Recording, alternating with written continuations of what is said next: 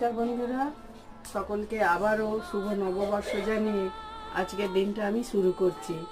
আজকে সেই আমাদের অতি জনপ্রিয় কবিগুরু রবীন্দ্রনাথ ঠাকুরের বিশ্বকবি কবিগুরু রবীন্দ্রনাথ ঠাকুরের জন্মদিন। সেই জন্মদিন উপলক্ষে আজকে আমি ওনার পায়ে শত সহস্র প্রণাম জানাই। আপনারা সকলে আজকের দিনটিতে ভালো থাকবেন। পারলে একবার জোড়াসাঁকোর ঠাকুর বাড়িতে আপনারা ঘুরে আসবেন। আমিও যেতাম, কিন্তু মেয়ের লেখাপড়ার জন্য যেতে পারলাম না, দুঃখিত। তা এখন এই মালাটা আমার মেয়ে কবিগুরুর গলায় দেবে।